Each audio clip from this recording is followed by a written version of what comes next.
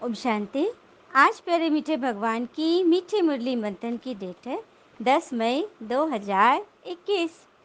तो मीठे मीठे बाबा अपने बच्चों से कह रहे हैं, मीठे बच्चे सदा इसी खुशी में रहो कि स्वयं भगवान हमें टीचर बनकर पढ़ाते हैं। हम उनसे राजयोग सीख रहे हैं, प्रजा योग नहीं। भगवान इस बात को क्लियर कर रहे हैं कि परमात्मा हमें राजयोग सिखा रहे हैं, प्रजा योग नहीं। प्रजा बनने वाली पढ़ाई नहीं पढ़ा रहे, भगवान हमें राजा बनने वाली पढ़ाई पढ़ रहे हैं। इसके लिए हमें सबसे पहले मन का राजा बनना है, मन पर कंट्रोल हो। और मन पर कंट्रोल क्यों नहीं होता है? जनरली कोई हमारे साथ बुरा बर्ताव कर दे, कुछ अलग तरह की बातें बोल दे, टेढ़ा बोल दे, हाँ कुछ नुक्स निकाल दे, तो हमारा मन कैसे फंस जाता है। और ये भी हम देखते हैं ना कि लोग हमारे साथ कैसा बर्ताव करते हैं। वो तो हम पूरा अच्छा से देखते कि फलना ने मेरे साथ ऐसे व्यवहार किया, फलना ने मुझसे बातें नहीं की, फलना ने मुझसे ऐसे नज़रें घुमा लिया, मुझे देख कर निकल लिए। बड़ा हम ध्यान रखते हैं। और उसके बाद हम अपने मन के साथ कैसा बर्ताव करते हैं। हमने उसके बर्ताव को तो नोट किया, लेकिन फिर हम अपने मन के साथ कैसा बर्ताव करते हैं, हाँ ये चेकिंग किए हैं। हर्ट कौन क्रिएट करता है? सामने वाला तो बोल कर निकल लिया, लेकिन सारा दिन सोच सोच के अपने मन को दुखी करना कौन करता है? हम खुद करते हैं। तो उंगली रखिए अब खुद पर, जो हर्ट फील करता है। तो क्षमा किससे मांगनी है? स्वयं से, क्योंकि स्वयं को हम कष्ट दे रहे हैं ना। कई कई आदमी की ये आदत होती है, किसी से कोई मन मुटाव हो गया ना तो बात करना ही बंद कर देता है। लेकिन सबकी एक जैसी स्थिति नहीं होती है, ड्यूरेशन सबकी अलग अलग होती है। कोई है कि 1 घंटा बाद बंद करेगा, कोई 1 दिन बंद करेगा, कोई 3 दिन, तो कोई 10 दिन, कोई महीना भर भी बात नहीं करेगा। जबकि बात ये होती है कि हम मुख से भले बात नहीं कर रहे, लेकिन मन से तो निरंतर उसी से बात कर रहे हैं, क्योंकि उसी के ख्याल चल रहे हैं ना मन में। और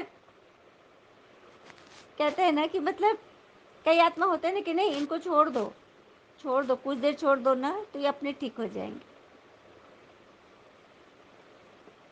तो राजयोग सीखना है ना, इस तरह से हम अपने मन पर राज करना सीखेंगे। प्रश्न आज का, इस पढ़ाई की खूबी कौन सी है? तुम्हें कब तक पुरुषार्थ करना है? उत्तर, यह पढ़ाई जो बहुत समय से करते आ रहे हैं उनसे नए बच्चे तीखे चले जाते हैं। यह भी खूबी है, जो 3 मास के तीखे बुद्धि वाले तीव्र पुरुषार्थी नए बच्चों से आगे चले जाते हैं। नए बच्चे जो हैं पुरानों से आगे चले जाते हैं। तुम्हें पुरुषार्थ तब तक करना है जब तक पूरे पास न हो, कर्मातीत अवस्था न हो, सब हिसाब किताब छूट न जाए। भगवान हमें बैठ पढ़ा रहे हैं। तो देखो, लौकिक पढ़ाई, दुनिया में जो पढ़ाई होता है, IAS BA MA PhD किए, तो एक सीमा है ना कि हाँ इसके बाद हम नहीं पढ़ेंगे, इतना ही तक हमें पढ़ना है। लेकिन ईश्वरीय पढ़ाई तो जब तक जीवन है पढ़ते रहना है, ज्ञान अमृत पीते रहना है। और बाबा इस बात को भी बता रहे हैं कि जो नए बच्चे हैं ना, जो जितना सिंसियरली पढ़ेंगे वो पुराने 20 साल 30 साल 40 साल के बच्चे से भी आगे चले जाएंगे। हाँ, तीखी बुद्धि वाले जो जिनमें लगन ज़्यादा है वो पुराने बच्चों से भी बहुत आगे चले जाएंगे। और पढ़ाई तब तक पढ़नी है जब तक पूरा हिसाब किताब क्लियर न हो, कि शरीर के हमारे 63 जन्मों के हिसाब किताब है, तो उसे क्लियर करना है ना। ओम शांति। बाबा कह रहे कि बच्चे कहाँ बैठे हो? बेहद के पिता के स्कूल में बहुत ही ऊंचा नशा होना चाहिए। तो बेहद के पिता ये हमारी माँ भी हैं, तभी तो भक्ति में गाते आए ना, तू भी हो माता पिता तुम ही हो। कहते भी है ना, जमी की माँ है, हाँ धरती, धरती माँ, धरती हमारी माँ है जिस पर हम चलते हैं पलते हैं। और आसमां, आसमां हमारा छत्र छाया, वो भी हमारी माँ है।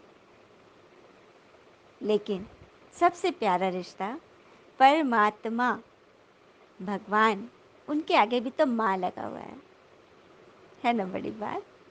तो बाबा कह रहे कि तुम बच्चे अपने माता पिता के पास बैठे हो पढ़ने के लिए।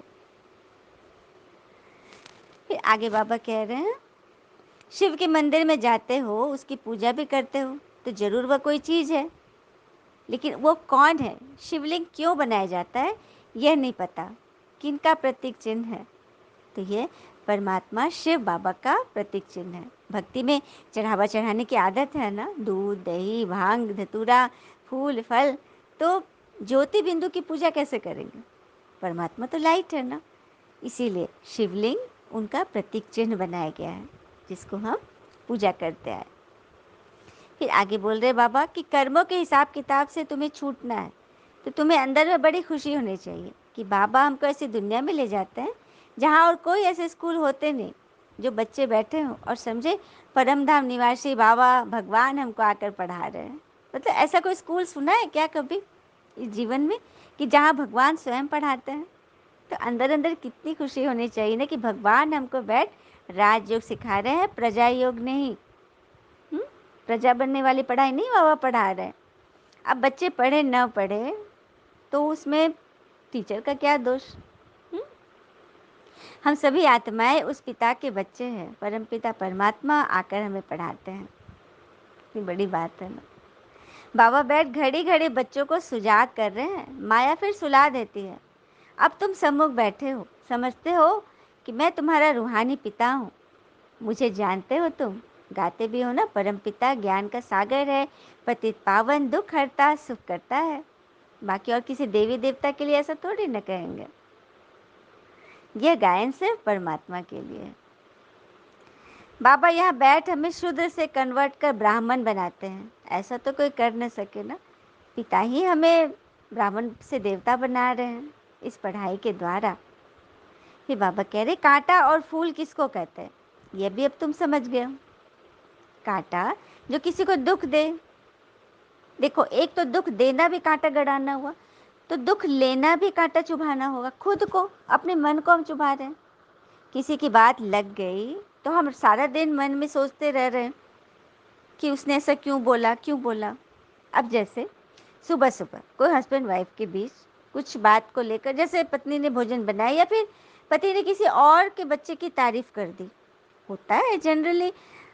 उस समय उसकी तारीफ करना वो जेन्यून था, तो उसने कह दिया कि वो देखो बहुत अच्छा पढ़ रहा है, ये लोग को तुम पढ़ाती नहीं है, ऐसे कुछ बोल दिया। लेकिन वो तो ऐसे ही बोला, वो निकल लिया, ऑफिस चला गया। इधर पत्नी क्या की, मन में सोचने लगी, वो तो कभी बड़ाई करते ही नहीं, अपने बच्चा को कभी दिखता ही नहीं है, दूसरा कहीं दिखता है। मतलब लगातार सोचते सोचते सोचते पूरा मन खराब की। इससे भी चैन नहीं मिला तो फिर फ़ोन उठाकर अपने नियर एंड डियर को बताने लगी। हाँ, तो क्या हुआ, सोच सोच के हम घर का वाइब्रेशन कैसा बना दिए।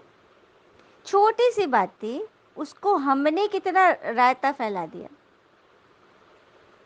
तो कहते भी है ना कि सृष्टि कितनी भी बदल जाए हम सुखी नहीं हो सकते, पर दृष्टि जरा सी बदल जाए तो हम सुखी हो सकते हैं। और एक बात और बहुत इम्पोर्टेंट है, वाणी और विचार, ये दोनों प्रोडक्ट हमारी खुद की कंपनी के हैं। जिसकी जितनी क्वालिटी और गुणवत्ता अच्छी रखेंगे उतनी कीमत ज़्यादा मिलेगी, हमारे सामान की बिक्री ज़्यादा होगी यदि हम अपनी वाणी और विचार को शुद्ध रखेंगे। अच्छा, मीठे मीठे बच्चों प्रति भगवान की नमस्ते। हम बच्चों की भी प्यारे शिव पिता को नमस्ते। और बाबा दिल से सभी आत्माओं की तरफ से आपको very very very good morning.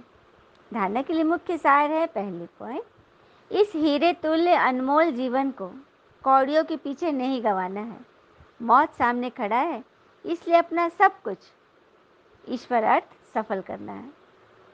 यह हमारा हीरे तुल्य अनमोल जीवन है, इसे कौड़ियों के पीछे बर्बाद करना अर्थात किसी छोटी सी बात के पीछे मन को एकदम उसी के पीछे दौड़ा देना। हाँ, हमने अपने मन की शक्ति को यूज़ ही नहीं किया। जबकि मन की शक्ति को यूज़ करेंगे तो हम अपार शक्तिशाली बन जाएंगे। लेकिन यदि उस शक्ति से परमात्मा की शक्ति मिल जाए, परमात्मा का साथ मिल जाए, तो मिरेकल हो जाए।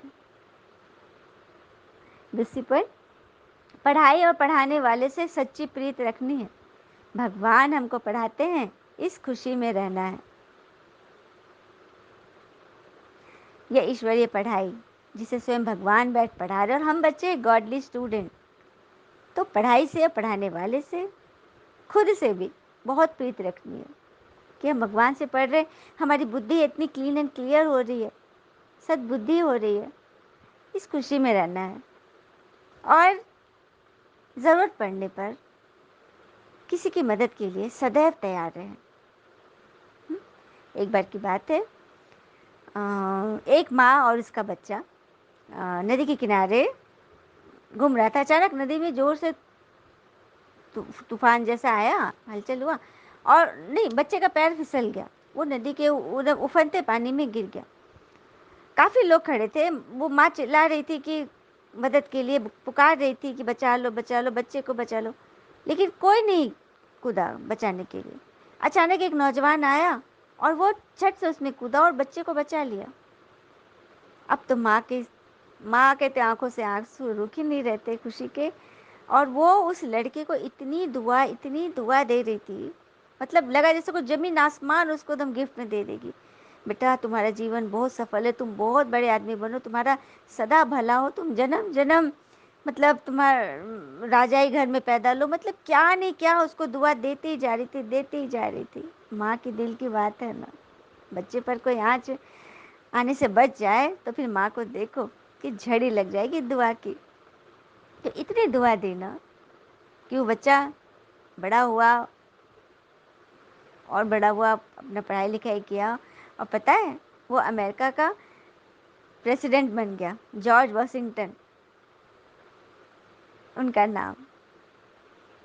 तो देखा, कहते हैं ना कि कब किसकी दुआ हमें लग जाए ये कोई कह नहीं सकता। तो उसके लिए हमें सत्कर्म करने पड़ेंगे, हर किसी के लिए सेवा में तत्पर रहना होगा। और एक बात और है, दुआ अगर लगती है तो बद्दुआ भी लगती है, तो कोशिश यह करें कि किसी की भी बद्दुआ न ले। चलिए, ईश्वर से हम वरदान लेते हैं।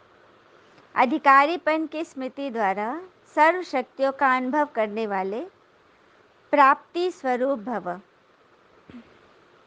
अधिकारीपन की स्मृति द्वारा सर्व शक्तियों का अनुभव करने वाले प्राप्ति स्वरूप बनो।